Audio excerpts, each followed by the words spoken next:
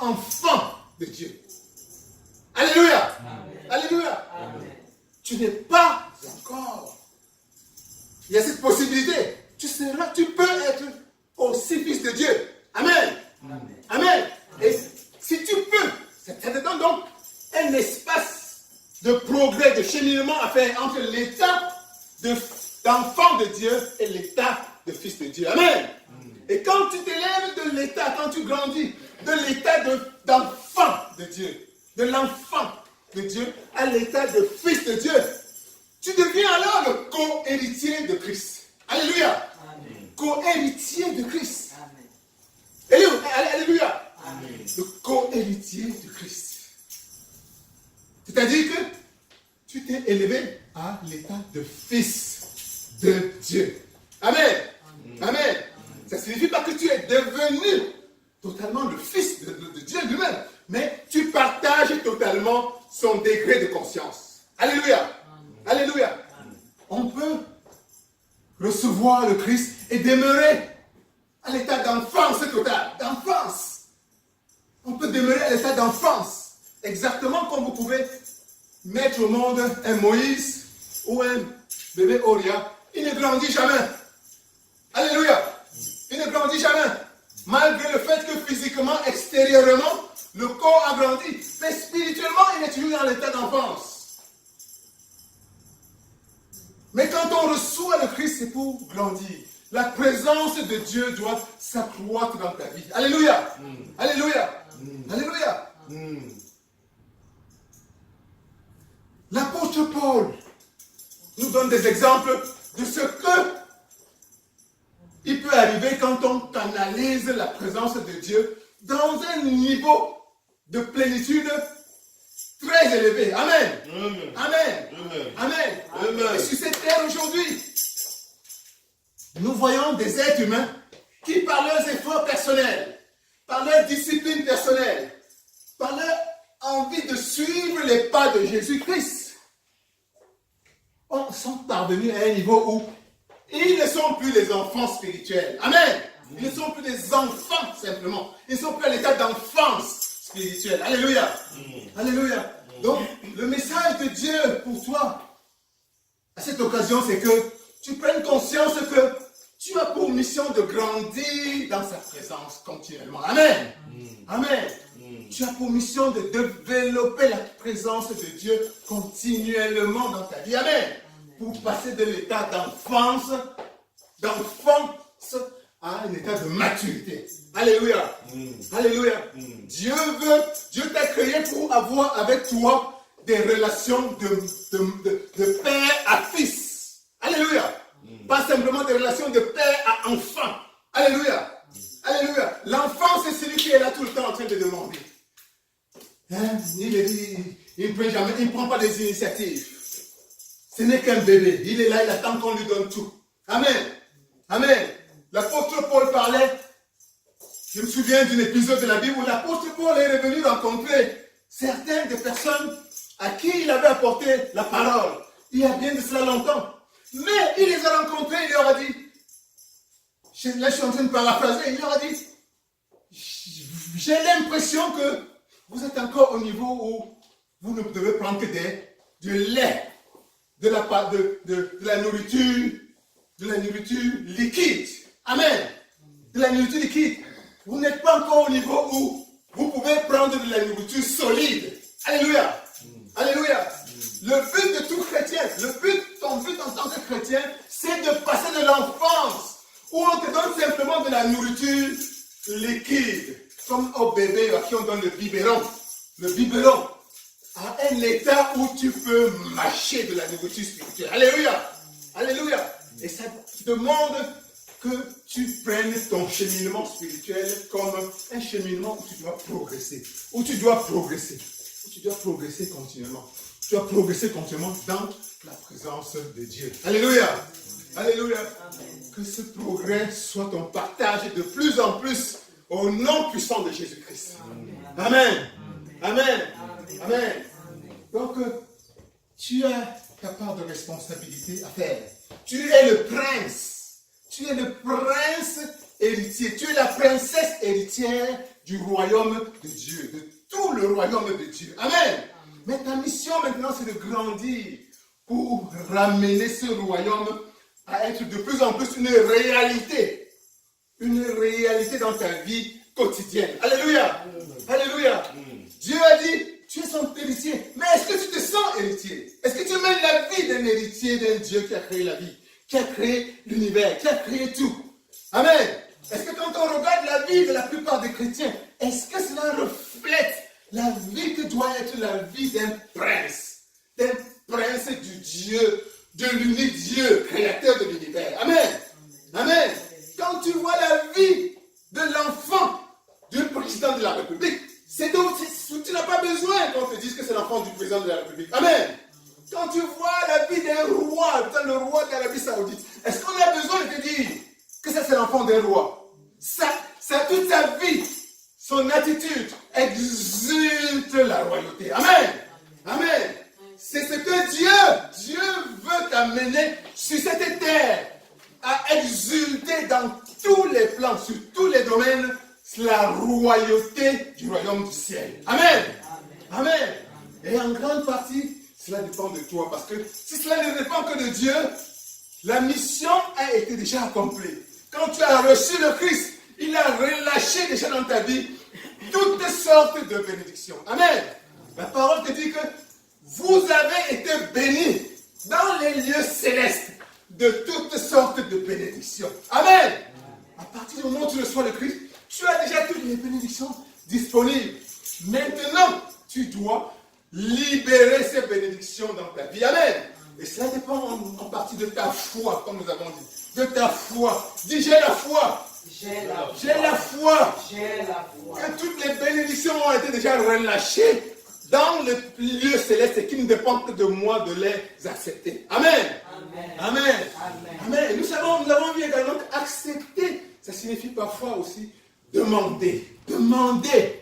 Le Christ a dit à ses disciples, ses apôtres les plus proches de l'époque, vous ne m'avez encore rien demandé. Amen. Amen. Demandez et vous recevrez afin que votre joie soit parfaite. Afin que votre joie soit complète. Alléluia. Alléluia. Dieu reconnaît là que tu as ta responsabilité dans la manifestation de ton héritage divin sur le plan terrestre. Alléluia. Alléluia.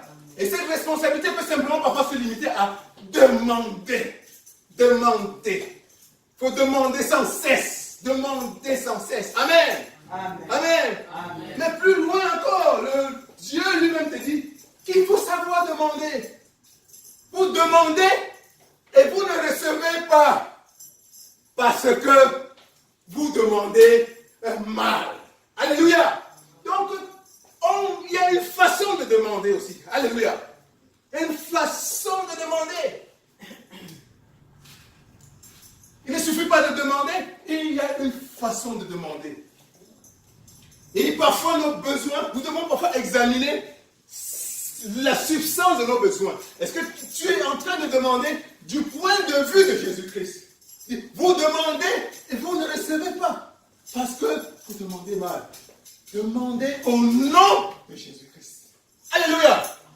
La clé, c'est de demander au nom de Jésus-Christ. On oublie souvent cette partie. Alléluia. C'est la clé dans cette injonction. La demande. Demandez au nom de Jésus-Christ. Et puis il dit dans la parole, tout ce que vous demanderez en mon nom, c'est-à-dire au nom de Jésus-Christ, mon Père vous l'accordera. Alléluia. Alléluia. Donc il est question de demander, mais au nom de Jésus-Christ. Alors la question maintenant à savoir, c'est que signifie demander au nom de Jésus-Christ?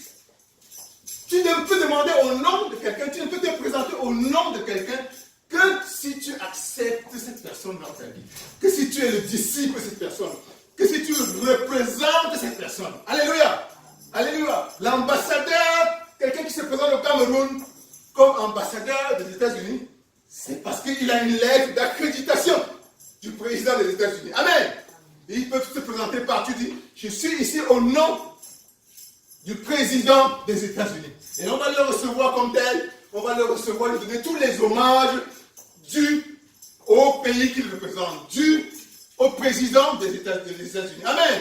Donc, demander au nom de Jésus-Christ signifie pour toi que tu te présentes habillé avec le Saint-Esprit. Le Saint-Esprit, l'Esprit de Jésus-Christ, l'Esprit de Dieu. Amen. Ça signifie que ta demande également répond aux critères du disciple de Jésus-Christ. Amen. Jésus-Christ a dit, aimez-vous les uns les autres. Aimez-vous les uns les autres, comme je vous ai aimé. Alléluia. Aimez-vous les uns les autres comme je vous ai aimé. Ceci est mon dernier commandement. C'était le dernier mot pratiquement avant qu'il parte. C'est en cela qu'on reconnaîtra que vous êtes mes disciples.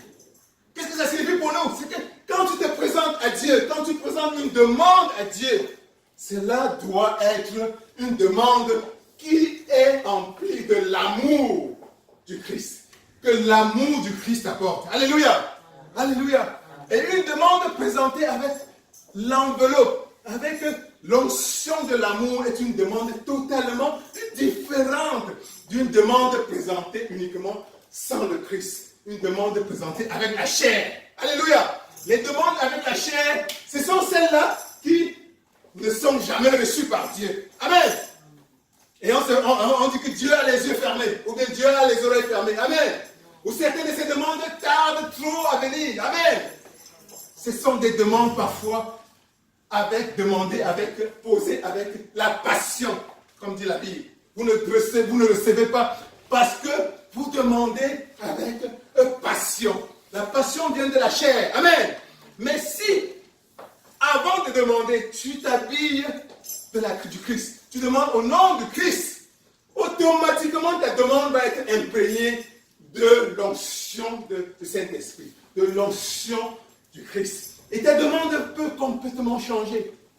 Parfois, tu te présentes parce que tu as faim.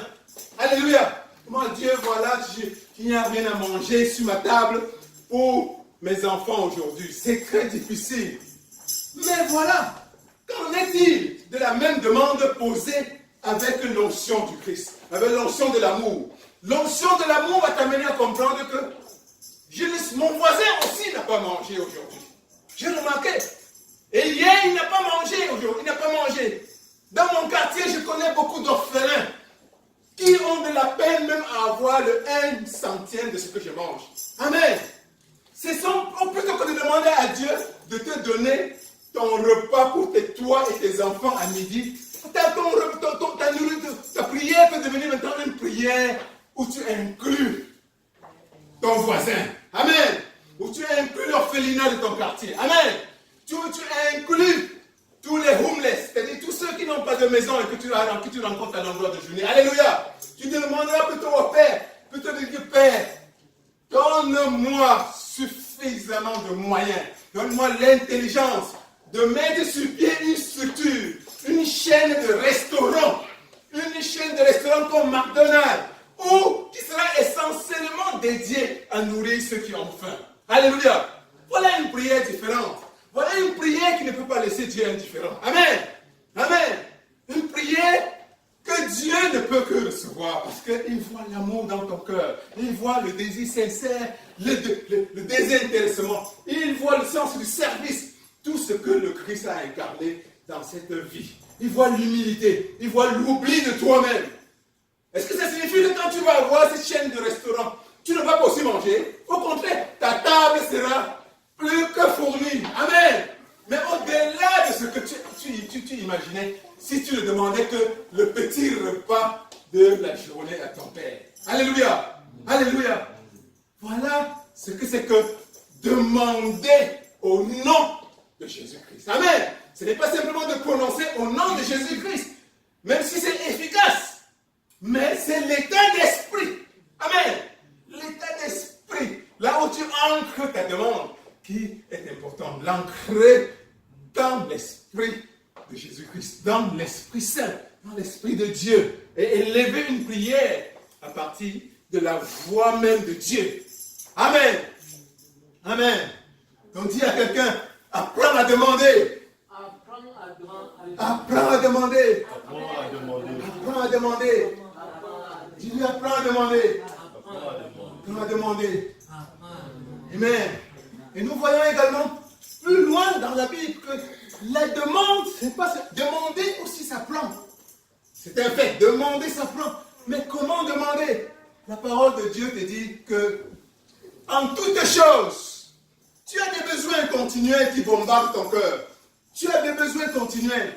Mais appuyé de la conscience du Christ, assis dans la puissance et du Saint-Esprit. Quand tu élèves ta demande, ça doit être une demande faite sous forme de prière.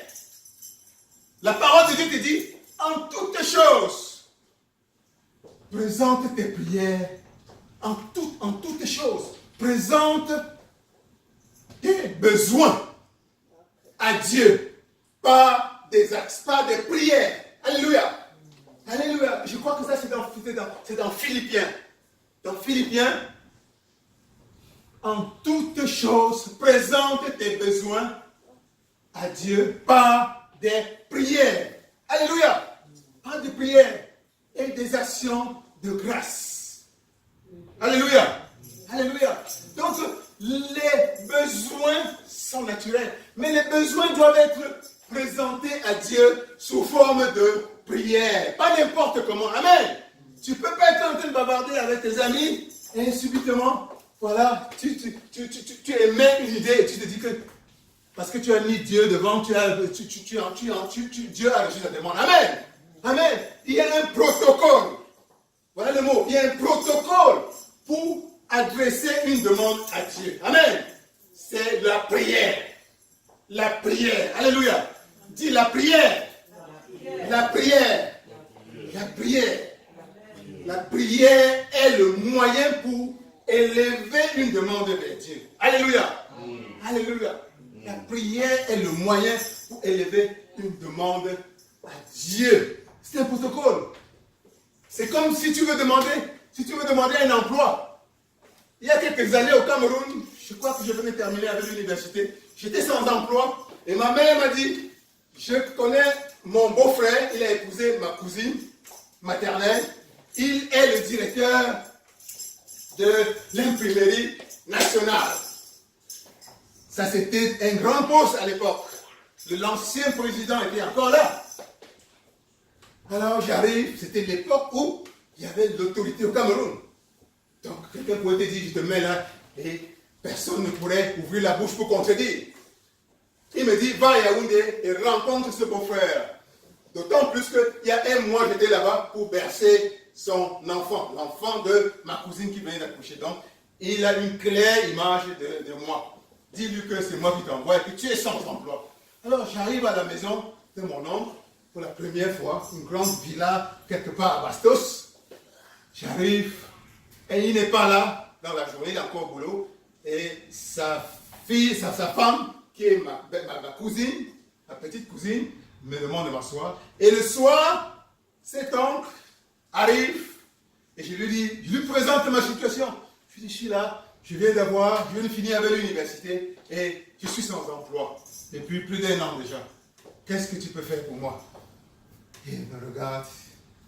Il dit, oui, est-ce que tu peux me trouver? Et en plus, j'ai appris, parce que c'était ça, j'ai appris que vous êtes en train de recruter à l'imprimerie nationale 6 cadres. 6 cadres. Donc, la chance pour moi d'être recruté était grande. Et on me demandait 6 personnes qualifiées exactement avec les diplômes que j'ai. Parce qu'en plus de mon curriculum en sciences économiques, j'avais aussi, quand je passais au lycée, j'avais fait la comptabilité. Donc, ils voulaient quelqu'un qui avait ce background de comptable, plus économiste, plus qui a été renforcé à l'université par une option comptabilité. Et bien voilà, pour moi, c'était quelque chose déjà dans le sac. Je dois comment il me dit, tu sais, rencontre-moi au bureau demain et rédige une demande d'emploi. Alléluia. Voilà le protocole. Voilà le protocole. C'est mon frère, c'est mon oncle, oui, mais il y a un protocole. Il voulait que je passe par le protocole. On ne demande pas, c'est mon frère, d'accord. Nous dormons dans la même maison, d'accord. Mais je dois lui présenter ma demande d'emploi en rédigeant une demande. J'ai l'honneur de vous me présenter auprès de vous pour demander. Et ensuite, je joins mes diplômes, je joins tout ce que je veux et tout ça. Je mets mon curriculum vitae et j'envoie. Voilà. Donc, ceci, ça nous ramène à quoi? C'est que même Dieu est ton Père. Mais pour lui demander quelque chose, tu dois respecter un certain protocole. Alléluia. Et ce protocole, c'est la prière. Sinon, ça ne passe pas. Alléluia. La prière est le protocole par lequel Dieu reçoit nos demandes en priorité. Amen. Amen. Amen. Amen. Et pour la petite histoire, le protocole, s'il n'est pas respecté correctement, peut ne pas aboutir. J'ai rédigé ma demande, j'ai présenté avec tous les documents que mon oncle avait demandé et on a donné la date du concours. Je suis allé me présenter au concours. Quelques mois après, on présente le résultat du concours. J'ai échoué, je ne vois pas mon nom. Je ne vois pas mon nom.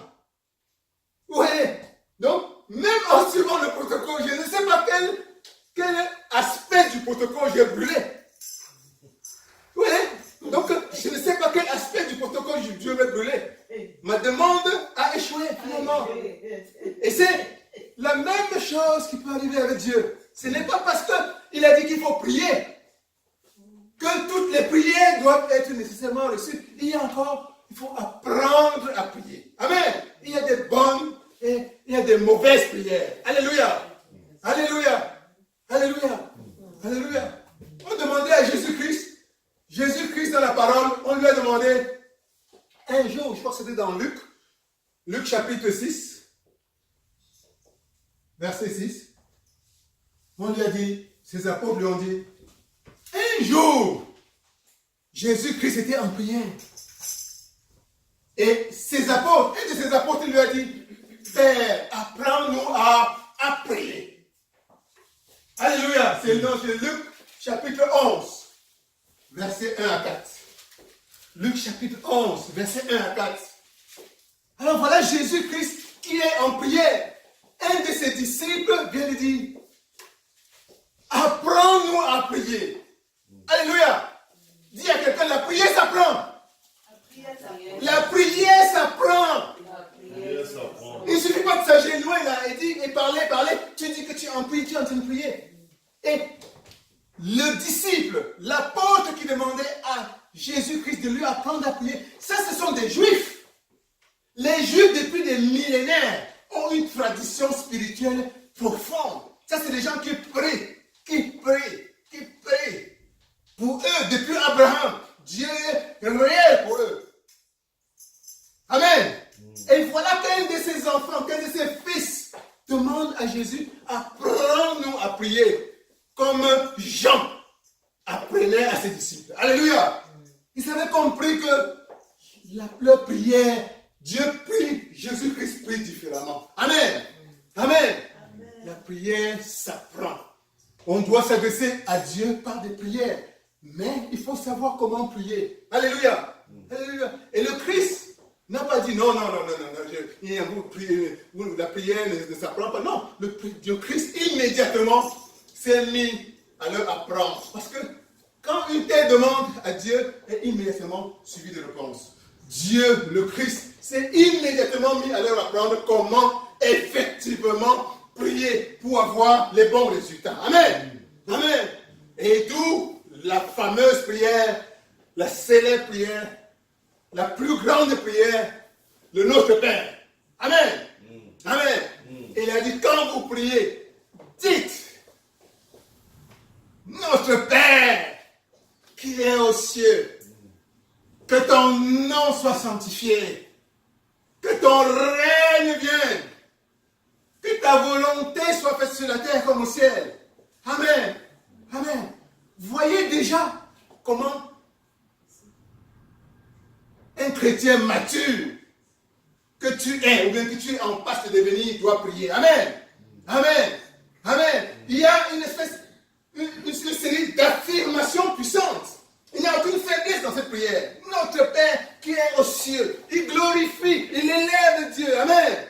Amen. Il invoque sa présence, il invoque son cette terre. Amen. Il y a de là, il y a dedans une certaine autorité. Amen. Mais mêlée avec l'humilité. Alléluia. Alléluia. Il n'y a rien. Après, il continue. Que ta volonté soit faite sur la terre comme au ciel. Amen. Et il continue. Donne-nous aujourd'hui notre pain de ce jour. Est-ce que vous voyez là un enfant? Il s'agit d'un adulte. Donne-nous un adulte qui parle maintenant à son père. Alléluia. Donne-nous aujourd'hui notre pain de ce jour. Est-ce qu'il y a un doute dans cette affirmation? Donne-nous. Ne nous soumets pas à la tentation. Alléluia. Mais délivre-nous du mal. Vous voyez la prière d'un adulte. Ce qu'il faut voir dans la prière de notre Père, c'est cette attitude adulte, affirmative, où Dieu est placé au sommet, où on réaffirme la présence de Dieu. Et voyez un peu le nombre de fois où le mot nous est prononcé dans sa prière de notre Père. Nous. Donc, l'adulte spirituel ne se voit pas seul. Amen. Il ne se voit pas seul. Il ne demande pas pour lui seul. Amen. Donne-nous, nous. Et il voit tous ceux qui ont faim. Si c'est une prière pour demander de la nourriture, de la substance quotidienne. Amen. Il dit donne-nous. Parce que dans sa tête, dans ce moment-là, il voit tous ceux qui sont affamés autour de lui.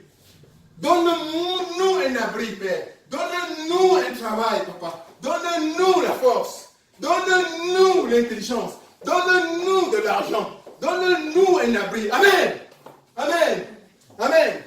Voilà la prière que Jésus-Christ apprend à ses fils. Ses fils. Ses enfants devenus matures à élever vers le Père. Alléluia. Alléluia. Donne-nous notre pain quotidien. Pardonne-nous nos offenses. Comme nous pardonnons aussi à ceux qui nous ont offensés. Mais le nous, regardez le nous revient. Dans la tête de celui qui prie en ce moment-là. Le Christ ne veut pas que tu te concentres sur tes petits besoins individuels. C'est la chair qui te pousse à ne voir que tes problèmes. Alléluia. Le Christ veut que tu vois plus grand que tes besoins personnels et individuels. Amen. Amen. Et tout cela est reflété dans la prière de notre Père. Dans la prière exemple que le Christ te donne. Alléluia. Alléluia. Donc c'est la clé du message d'aujourd'hui. Tu dois demander en prière, mais tu dois apprendre à prier. Et la meilleure prière ne peut être élevée qu'à partir d'un point d'ancrage dans le Saint-Esprit. D'un point d'ancrage dans l'Esprit de Dieu. Amen. Plus tu es ancré dans l'Esprit de Dieu en toi, plus tes prières ressemblent à la prière de notre Père. Amen. Il n'est pas question de copier mot à mot la prière de notre Père, mais l'Esprit. L'Esprit. Au début, tu vois qu'il élève d'abord Dieu. Il reconnaît Dieu. Notre Père qui est aux cieux. Élever Dieu. Tu dois élever et te reconnaître comme étant une émanation de Dieu. Amen. Mais reconnaître sa grandeur. Dans cet esprit, tu peux élever n'importe quelle prière, mais dans cet esprit. Et en plus, inclure dans tes prières, aller au-delà de ton individualité pour voir aussi le besoin de ceux qui sont autour de toi. Et c'est cela prier au nom de Jésus-Christ. Amen. Amen. Alors nous allons simplement finir et chuter, comme dirait l'homme de Dieu, le prophète de Manéthon dit, nous allons chuter en demandant simplement à Dieu de nous apprendre à prier. Dis à quelqu'un autour de toi, apprends à prier. Apprends à prier. Apprends à prier. Apprends à prier. Apprends à prier. Apprends à prier. Père, apprends-moi à prier. Père, mieux encore, Père, apprends-nous à prier. Père, apprends-nous à prier, Père. Père, apprends-nous à élever vers toi des prières qui résonnent en toi. Apprends-nous à prier comme Jésus-Christ nous a appris. Apprends-nous à prier comme Jésus-Christ nous a. Apprends-nous à prier comme des authentiques disciples de Jésus-Christ. Apprends-nous à prier comme des authentiques disciples de Jésus-Christ. Apprends-nous à prier des prières d'amour pur.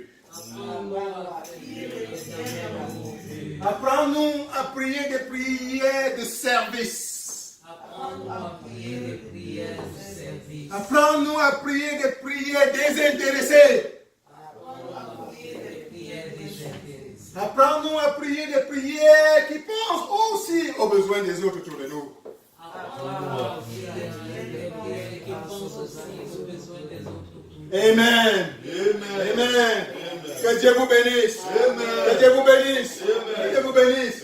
Au nom de Jésus-Christ. Au nom de Jésus-Christ. Amen.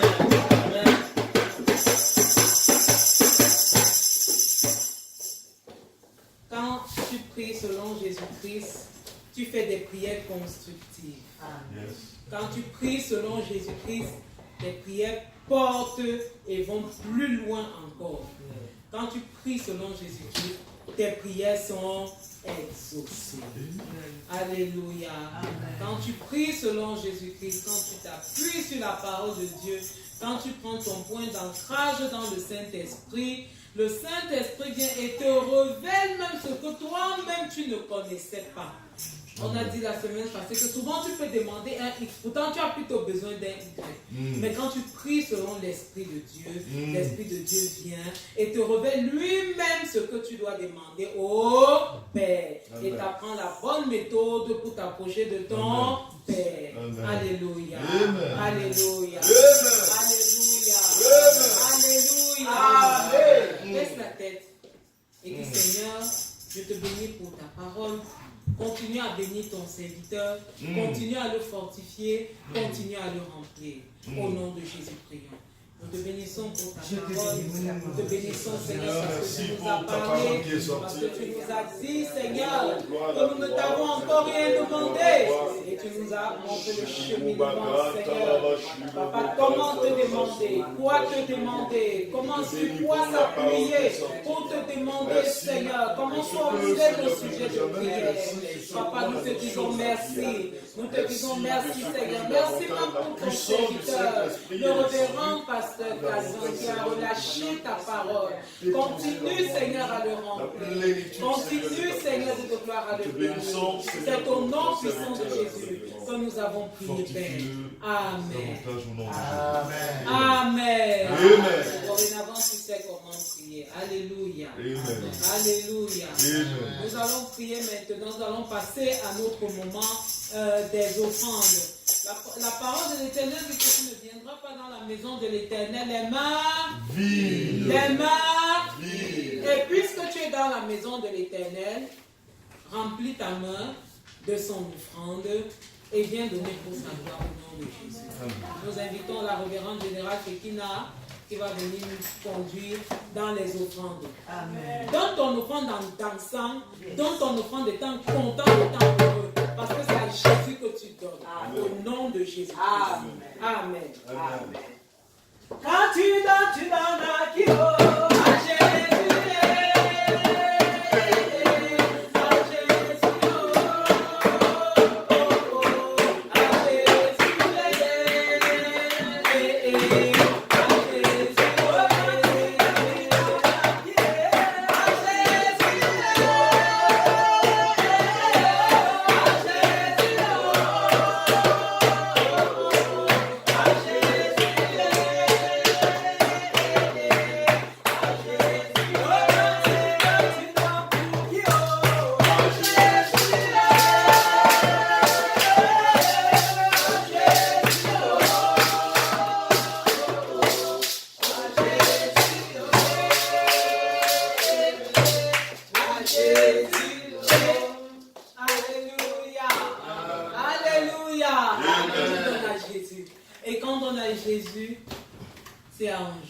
Avec la joie, avec la gaieté. Parce que tu sais que tu donnes à quelqu'un qui n'est le débiteur de personne. Alléluia. Amen. Nous allons tous prier pour les offrandes qui ont été données, que le Seigneur fructifie pour l'avancement de son œuvre. Prions au nom de Jésus. Papa, nous t'élevons ces offrandes qui ont été données. Papa, nous te bénissons pour tout un chacun de nous, parce que ça prouve que tu as prouvé encore pour que nous puissions te donner. Papa, fructifie ces offrandes, Seigneur, pour voir davantage, Seigneur, dans nos postes, afin que nous puissions te donner davantage pour l'avancement de ton œuvre. Béni sois-tu, Père de gloire. C'est au nom de Jésus-Christ que nous avons prié. Amen. Amen. Amen. Alléluia. Alléluia. Alléluia. Nous allons inviter maintenant encore le révérend Pasteur Calvin qui va nous donner les annonces de l'église. Sous vos ovations, s'il vous plaît, nous accueillons les annonces. Alléluia. Oh, gloire à Dieu. Gloire à notre Seigneur Jésus-Christ. Oh, que Dieu vous bénisse. Amen. Alors, les annonces de cette semaine sont similaires à peu près aux annonces des semaines passées. Alors, le vendredi, c'est la séance de prière et l'adoration, comme d'habitude. Et il est vrai qu'on a un peu sauté ces derniers temps. Mais alors, dans la mesure du possible, on va maintenir cela. Et le dimanche suivant, comme aujourd'hui, la même heure, ce sera notre culte habituel. Alléluia. Amen. Alléluia. Amen. Et sur un autre plan de ce chapitre, je suis en train de planifier un voyage en Israël. Alléluia. Amen.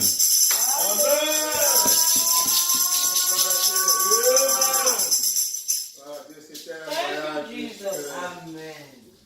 depuis, pour ceux qui me connaissent un peu, c'est un voyage raté depuis 1987.